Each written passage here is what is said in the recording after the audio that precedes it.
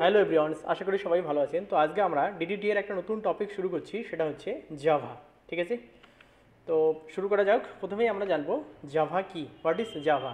তো দেখুন, শুরু করার আগেই লেখা আছে জাভা, তারপরে লেখা আছে উপস। উপস কি না, উপস হচ্ছে অবজেক্ট ওরিয়েন্টেড প্রোগ্রামিং সিস্টেম, মানে যে প্রোগ্রামিং সিস্টেম অবজেক্ট ওরিয়েন্টেড, মানে বেস হচ্ছে অবজেক্ট। ঠিক আছে, বিষয়টা একটু আমরা ক্লিয়ারলি দেখে নিই। যে ধরে নেওয়া যাক, আমরা হয়তো শুনেছি, সিনেমায় দেখেছি, বা হচ্ছে কারোর কাছে গল্প শুনেছি যে অনেক সময় জলের যে কল হয় বা ট্যাপ হয়, সেখানে হাত নিয়ে গেলেই নাকি জল পড়ে। ঠিক আছে, তো এই যে সিস্টেমটা, এটাকেই বলা হচ্ছে অবজেক্ট ওরিয়েন্টেড প্রোগ্রামিং সিস্টেম। মানে ওখানে সেন্সার দেওয়া আছে, যখনই কোনো অবজেক্ট ওখানে যাচ্ছে তখনই কী হচ্ছে, জল পড়ছে।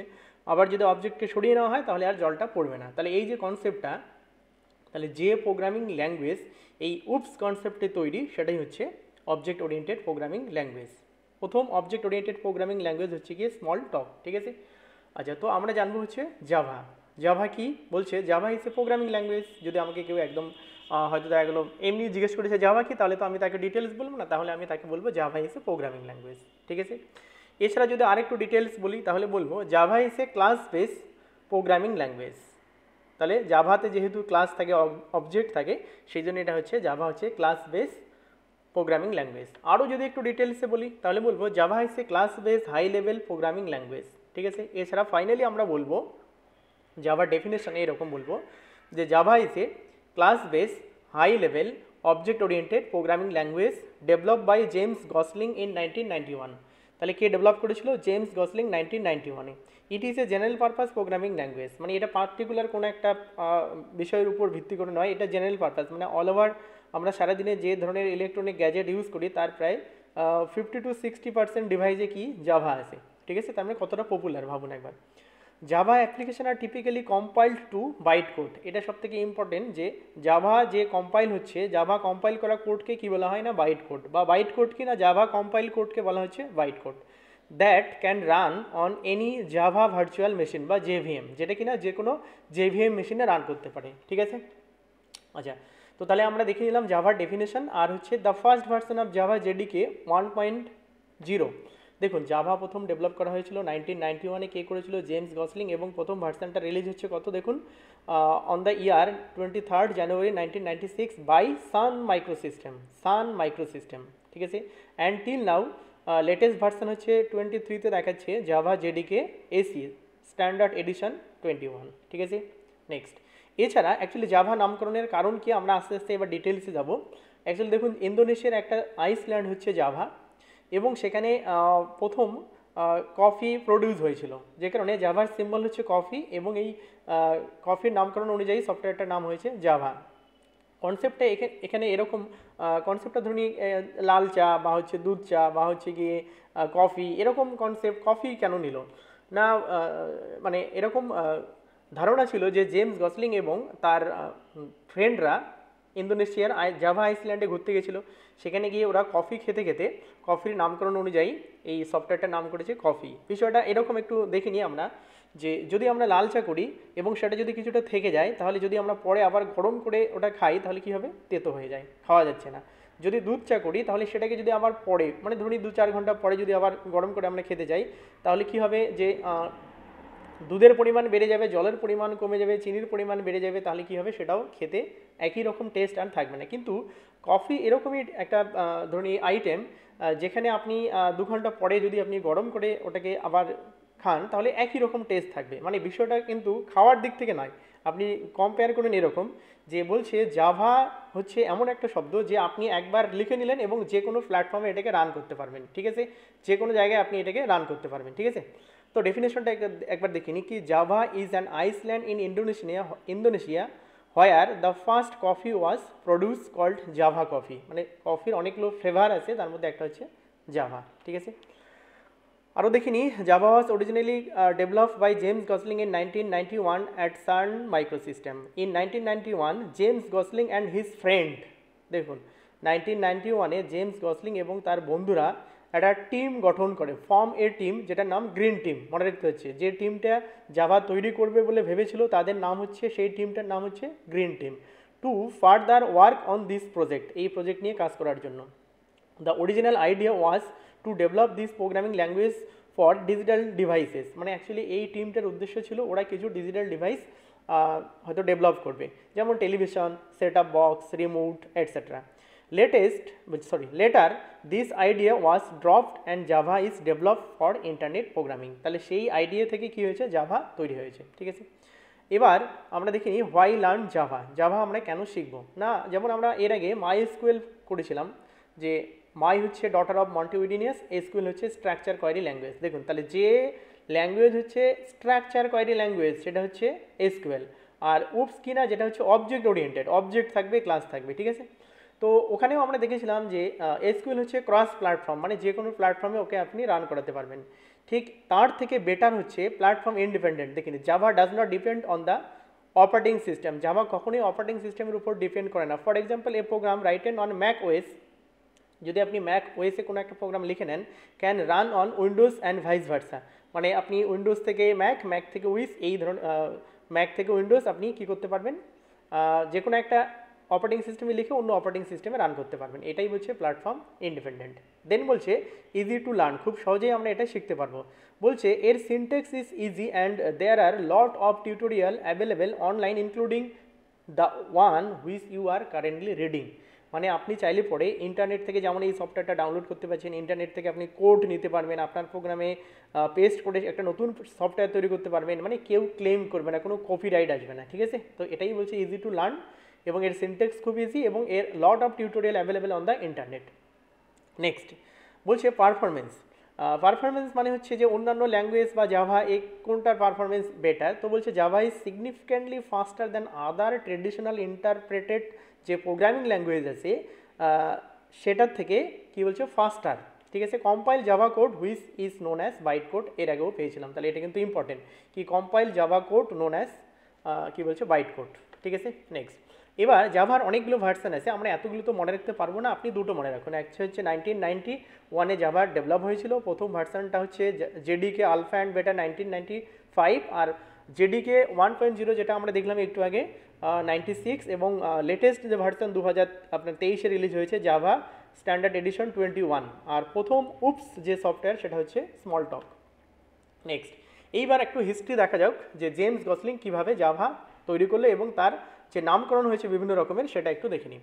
তো একটু আগে আমরা দেখে নিলাম যে জেমস গসলিং এবং তার কয়েকজন বন্ধু, ঠিক আছে। একটা হচ্ছে জেমস গসলিং দেখিনি, মাইক শেরিডন, এবং হচ্ছে একটা এবং বলছে প্যাট্রিক নকটন, ঠিক আছে। Initiate the Java language project in June 1991। The small team of বলছে মানে সান মাইক্রোসিস্টেম যেটা engineers called a green team. তাহলে প্রথম যে টিমটা গঠন করেছিল তার নাম গ্রিন টিম, যাদের উদ্দেশ্য ছিল কিছু এমবেডেড সিস্টেম মানে সেট আপ বক্স, টেলিভিশন এইসব তৈরি করা। তারপরে জাভার প্রথম যে নাম দিয়েছে নাম্বার 3 দেখুন, firstly it was called Green Talk, যার এক্সটেনশন হচ্ছে .gt। তাহলে Green Talk by James Gosling, যার এক্সটেনশন হচ্ছে .gt। তারপরে after that it was called Oak. তাহলে ওক হচ্ছে আমরা জানি কি, দেখুন ইউরোপের কিছু কান্ট্রি আছে যার হচ্ছে ন্যাশনাল ট্রি হচ্ছে ওক। তো ওক নাম মানে গাছটা যেমন সুন্দর, এর নামটাও খুবই সুন্দর, তো যেটা ওর পছন্দ হয়ে গেছে, এবং after that it was called oak, মানে সফটওয়্যারটার নাম দিয়েছে ওক, ঠিক আছে। এইবার দেখিনি ওক যেহেতু বিভিন্ন কান্ট্রির ন্যাশনাল ট্রি এবং এর আপনার কপিরাইট ছিল ওক টেকনোলজিসের কাছে, ঠিক আছে, তার মানে কপিরাইট পড়ে গেল। তো নাম্বার 5 দেখিনি, in 1995 oak was renamed as java because it was already a trademark by oak technologies, ঠিক আছে। ব্যাস সান মাইক্রোসিস্টেমে জাভা তৈরি হয়েছে, এগুলো মোটামুটি আমরা আগেই দেখেছি। এবার দেখে নেওয়া যাক যে সান মাইক্রোসিস্টেমের যে কো ফাউন্ডার সে কে না, কো ফাউন্ডার হচ্ছে আমাদের একজন ইন্ডিয়ান বিনোদ খোসলা, ঠিক আছে, যার জন্ম হচ্ছে দেখিনি নিউ দিল্লি 1995। প্যারালাল দেখুন যে জেমস গসলিং এরও জন্ম হচ্ছে 1995, ঠিক আছে। আচ্ছা, তো তাহলে co founder of Sun Microsystem and founder of Vinod কী বলছে খোসলা ভেঞ্চার, কে না বিনোদ খোসলা, আর জেমস গসলিং তো আমরা জানলাম এই হচ্ছে একজন ক্যানাডিয়ান, ঠিক আছে। নেক্সট তাহলে এই পুরো যা আমরা স্ক্রিনে দেখতে পাচ্ছি এটা কিন্তু আমরা অলরেডি আলোচনা করেছি, various name of Java, Green Team, Green Talk, তারপরে ওক, তারপরে হচ্ছে গিয়ে জাভা। আজকের দিনে লেটেস্ট ভার্সন হচ্ছে জাভা জেডিকে AC 21, ঠিক আছে। তাহলে এটা থেকে আর কিছু আমরা নতুন পেলাম না। নেক্সট এইবার হাউ জাভা ওয়ার্ক, জাভায় কীভাবে কাজ করে।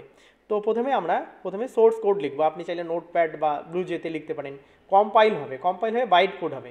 বাইট কোডটা ইন্টারপ্রেটার কী করবে, মেশিন কোড মানে 0 আর 1-এ কনভার্ট করবে। তো এই যে কাজটা করবে এর জন্য জেভিএম দরকার, জাভা ভার্চুয়াল মেশিন, ঠিক আছে। তো তাহলে সোর্স কোড কম্পাইল হবে, বাইট কোড তৈরি হবে, তারপরে বাইট কোড ইন্টারপ্রেটার কী করবে, মেশিন কোড মানে 0 আর 1-এ কনভার্ট করবে, আপনি সিস্টেমে মনিটরে প্রজেক্টরে দেখতে পাবেন, ঠিক আছে। নেক্সট, এইবার জেভিএমটা অ্যাকচুয়ালি কী বলছে। জেভিএম হচ্ছে Java virtual machine. A Java virtual machine is a virtual machine that enable a computer to run Java program. তাহলে জাভা প্রোগ্রামকে রান করতে গেলে যে ভার্চুয়াল মেশিন দরকার সেটাই হচ্ছে জেভিএম। মানে আমাদের তো একটা মেশিন অলরেডি আছে, তো এর উপরে জেভিএম যখনই ইনস্টল হয়ে যাবে তখন জাভা ভার্চুয়াল মেশিন সেটাকে বলা হচ্ছে, এবং কী করবে, computer to run Java program. এবার শুধু জেভিএম নয়, তার সাথে থাকবে JDK, Java development kit. It is a collection of tools use for developing and running Java program. তারপর বলছে JRE, Java run time environment. It helps in executing program, যখন program run করবে, এক্সিকিউট করবে, জাভার যে প্রোগ্রামগুলো করব তখন কি বলছে, it helps in executing programs developed in Java, ঠিক আছে। নেক্সট, এবার জানবো জাভা কোথায় ইউজ হয়। তো আমরা একটু আগেই দেখলাম যে প্রায় 50-60% ডিভাইসে জাভা আছে। তো বলছে some common uses of Java includes game development, many popular mobile, computer and video game are build in Java. Next, cloud computing, Java is often refers to as word. দেখুন এটা মনে রাখুন, একটা ওয়ার্ড কি বলছে, শব্দ। Write once and run anywhere, মানে একবার লিখুন আর এবং সমস্ত জায়গায় এটা রান করা যাবে, ঠিক আছে। Making it perfect for decentralise cloud base application, মানে ক্লায়েন্ট সার্ভার যেটা বলছে। ডিসেন্ট্রালাইজ মানে আমরা যেমন জানি ক্ষমতার বিকেন্দ্রীকরণ, ঠিক একই রকম বলছে যে ক্লাউড কম্পিউটিংয়ের ক্ষেত্রে decentralize cloud base application. Next বলছে big data analysis, artificial intelligence, internet of things, এই সমস্ত জায়গায় কী আছে, জাভা আছে। নেক্সট, এইবার আমরা একটু আগে দেখে দিলাম জাভা কীভাবে কাজ করে, আরও একবার ডিটেলসটা দেখে নিচ্ছি। JDK, Java development kit, JRE, Java run time environment, আর একটা জেভিএম, জাভা ভার্চুয়াল মেশিন। এদিকে কী হচ্ছে, কম্পাইল হচ্ছে, বাইট কোড তৈরি হচ্ছে আর আউটপুট দিচ্ছে, ঠিক আছে। আরও একবার সেম ডিজাইনটা দেখে নিই। প্রথমে জাভা সোর্স কোড থাকবে, মানে আমরা লিখবো, কম্পাইল হবে, তারপরে বাইট কোড তৈরি হবে এবং ইন্টারপ্রেটার সেটা কী করবে, মেশিন কোডে কনভার্ট করবে, আপনি আপনার ডিভাইসে দেখতে পাবেন। নেক্সট, এবার দেখে নিই হোয়াট ইজ উপস কি বলছে। এটা তো আমরা একটু আগে একটা সামান্য উদাহরণ নিয়েইছি, আরও একবার দেখে নিই যে object oriented programming is a programming pattern যার বেসটা হচ্ছে based on the concept of object which can contain data and code to solving a problem, ঠিক আছে।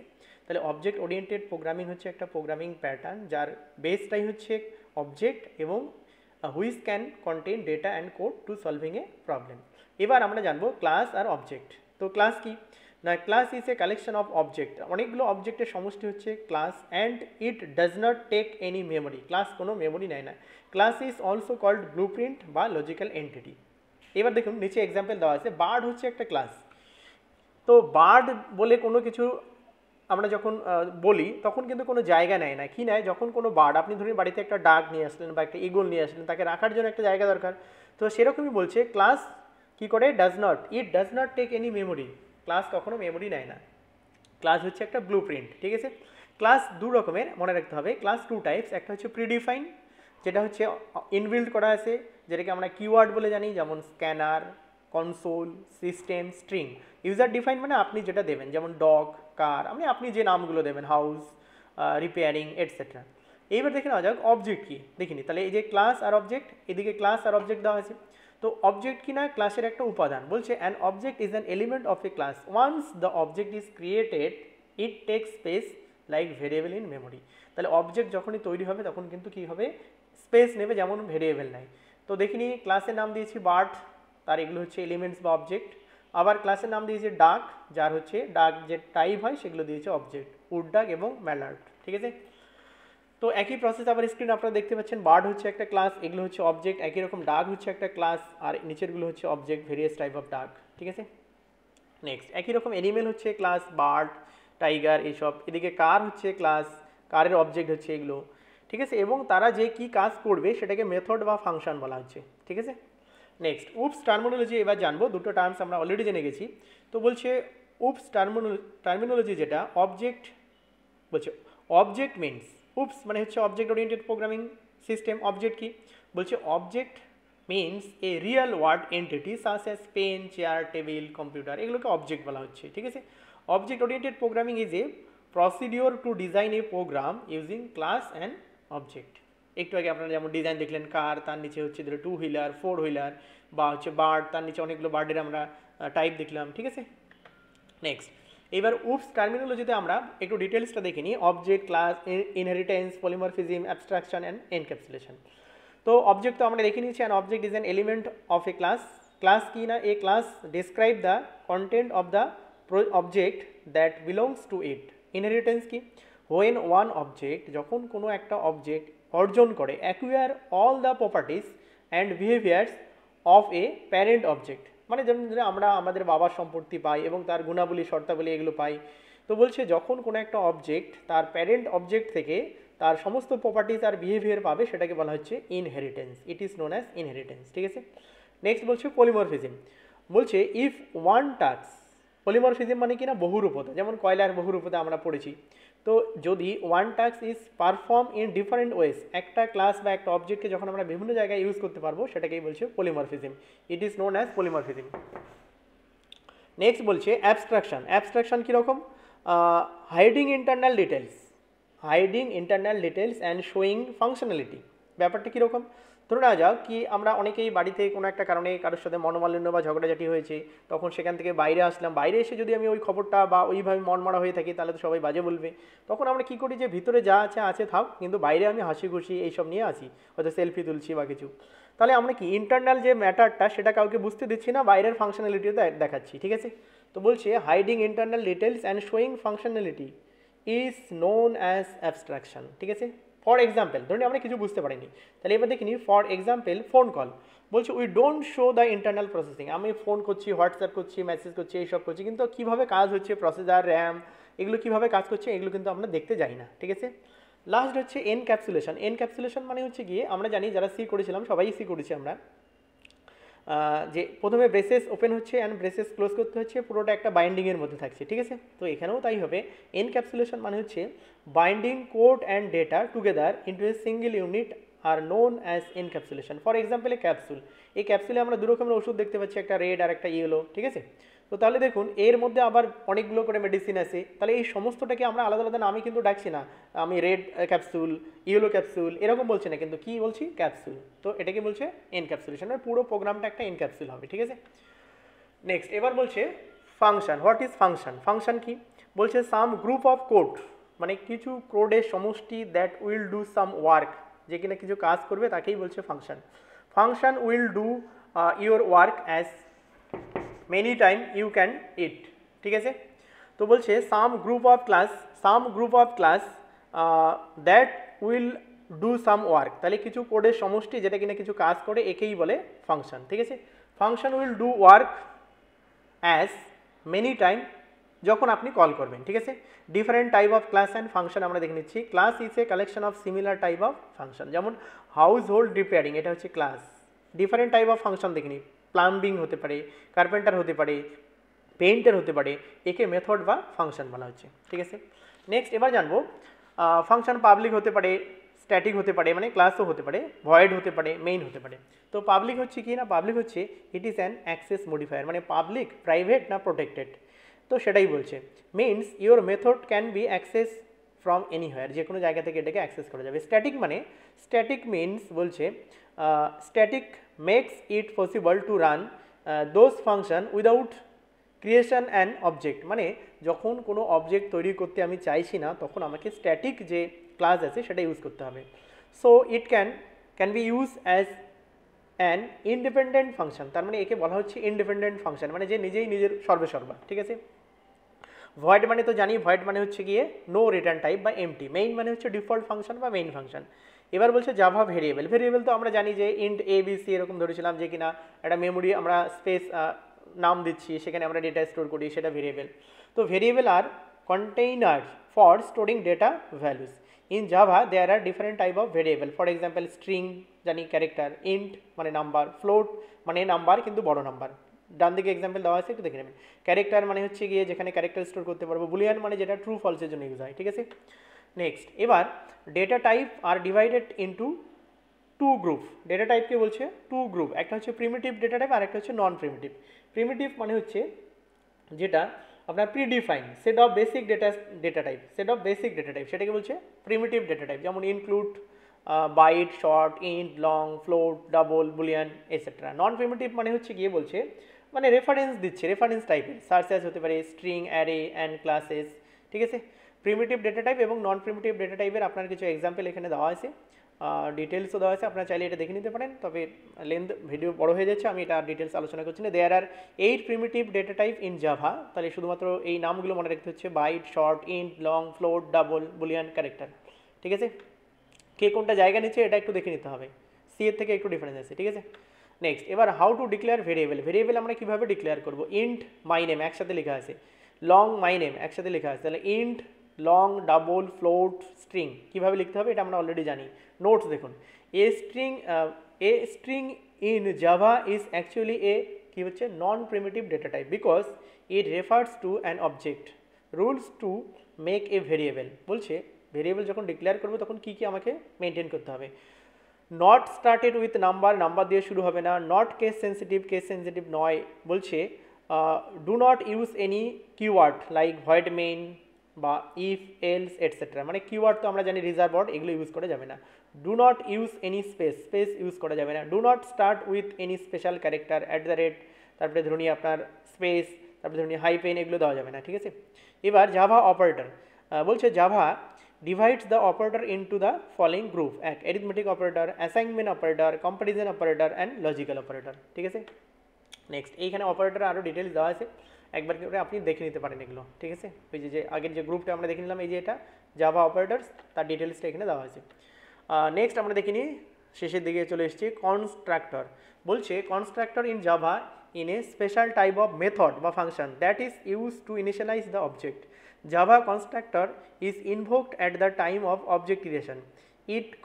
বলছে যদি it construct the value, provide data for the object, that is why it is known as constructor. There are basically two rules defined for the constructor. এক হচ্ছে constructor name must be same as its class name, তাহলে constructor name এবং ক্লাসের name একই রাখতে হবে।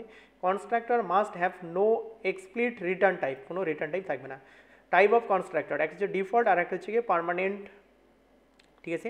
Parameterise constructor, তাহলে একটা ডিফল্ট কনস্ট্রাক্টর আর একটা হচ্ছে প্যারামিটারাইজ কনস্ট্রাক্টর, তাহলে কনস্ট্রাক্টর আর মেথড এই ডিফারেন্সও দেওয়া আছে, এটা যদি কারো লাগে দেখে নিতে পারেন, ঠিক আছে। থ্যাংক ইউ তাহলে সবাইকে। আমরা ইন্ট্রোডাকশন দেখে নিলাম, তার আগের ভিডিওতে আমরা দেখেছিলাম কীভাবে ডাউনলোড করতে হয়, ইনস্টল করতে হয়। তো যদি ভিডিওটি ভালো লাগে তাহলে অবশ্যই চ্যানেলটিকে সাবস্ক্রাইব করে পাশের বেল আইকনটি প্রেস করে রাখবেন, ঠিক আছে। পরের দিন থেকে আমাদের প্র্যাকটিক্যাল ক্লাস শুরু হচ্ছে, দেখা হচ্ছে পরের ভিডিওতে। Thank you.